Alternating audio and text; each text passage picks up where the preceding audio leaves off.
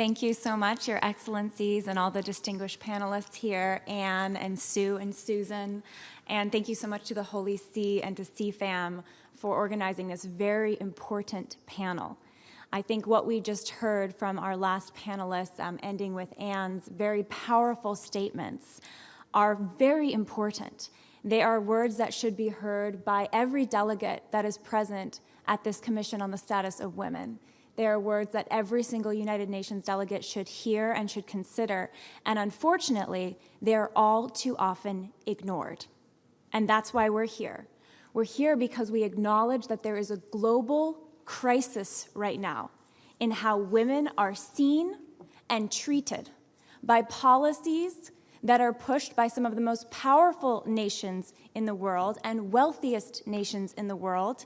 And I first apologize for the actions of my own nation in pushing abortion on demand, in pushing contraceptives as a healthcare solution for women, in pushing ideologies that turn women against their families and do not see women in their holistic, in the holistic reality of who we are, for our families, for our spiritual and physical health, for our potential creativity and the work that we can contribute to the world, but instead, all too often in public policy, limits us to be turned against our children. And this is something that the United States has all too often done by both the funders in this country and by the policies that we both have here at home and that we advance internationally. The global crisis that we face has many victims.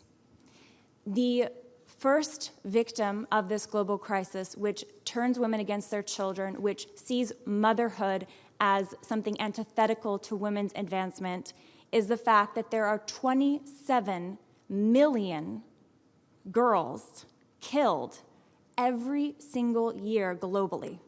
27 million girls. I mean, this should be the top issue discussed here this week. 27 million girls are being killed in the womb, some of them just because they are girls, slaughtered by abortions. Abortions that are done in the name of the advancement of women and the empowerment of women, but they do anything but, and they are killing 27 million girls.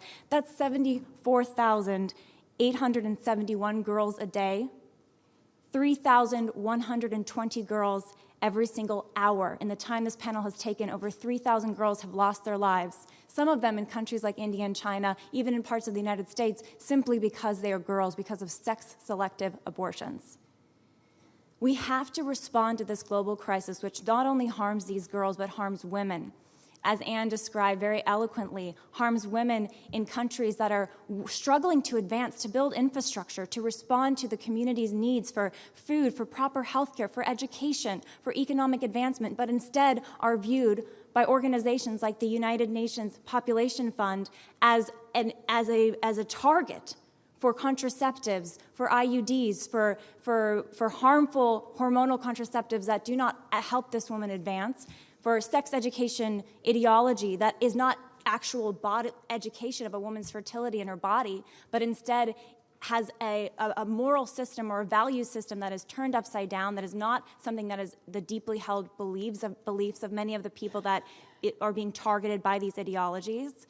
And so girls are victims, but women are also victims. How do we respond to this crisis? I want to share just a few thoughts about how these barriers have come into place, which are stopping our authentic advancement as women, and then respond with what I think is the ultimate solution. There are many solutions that need to be built out. This whole week should be discussions about how we can actually advance women, not sell them short and view their motherhood, view their fertility as threats. Unfortunately, that's often not the case of what's being discussed this week, but that should be the focus. How do we truly, holistically advance women?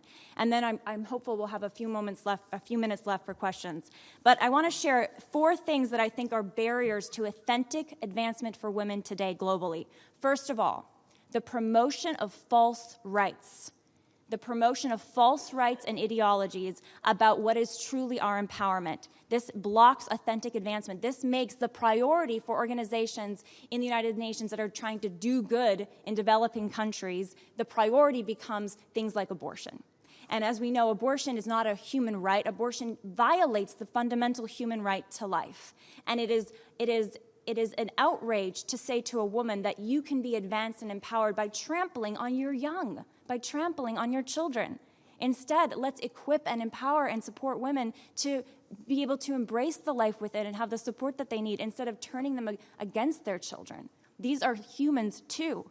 The United Nations has even recognized in their Declaration on Human Rights that all members of the human family should be considered people by law and by policy. All members of the human family. A child in the womb is a member of the human family and should be considered and treated as such. So false rights are barriers to our advancement. Secondly, when our fertility as women, which is a sign of health, fertility is a sign of health.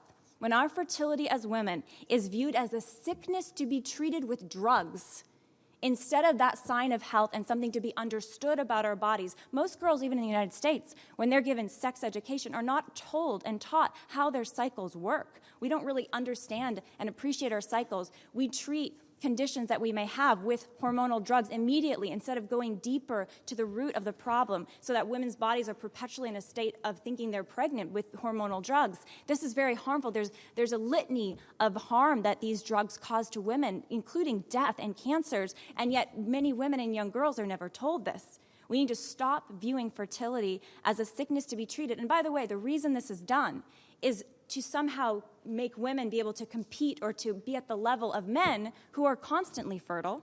Men have constant fertility, and to live out an ideology that is being placed on us that somehow sexual promiscuity, sexual experimentation is a good thing, when that violates the moral codes of many women who say, no, my body is a gift, my body is something that I treasure, and I'm not going to just use it or abuse it with whomever, and I'm going to have moral choices that guide how I choose to be intimate.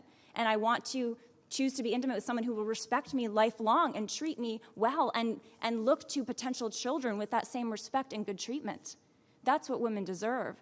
But instead, our fertility is being viewed as a sickness to be treated. And that's being pushed on developing nations instead of responding to real needs that the nations may have. Third barrier to authentic advancement is expecting women to be just like men. We are not men. Our differences to men are something to be celebrated.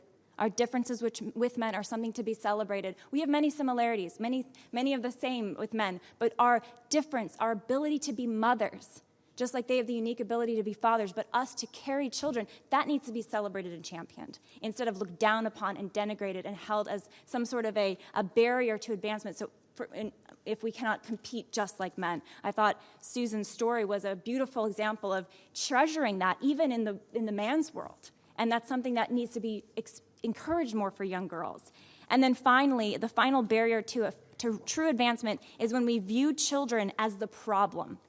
When we look at the future of humankind, and if we look at the future and we think about it in terms of limiting populations, in terms of stifling populations, especially populations in poorer countries, in less developed countries, that is not the solution. Children are our future. This planet, we want to protect it and care for it because of the children in the future that will enjoy it. Children are a gift, and we need to celebrate them as such and develop our communities and our policies to support children who are our future.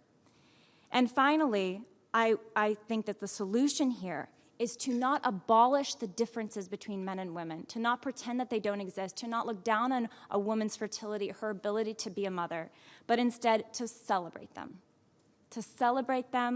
and to champion them, because these are exactly the differences that make the world go round, that make future generations possible, that make us stronger and better.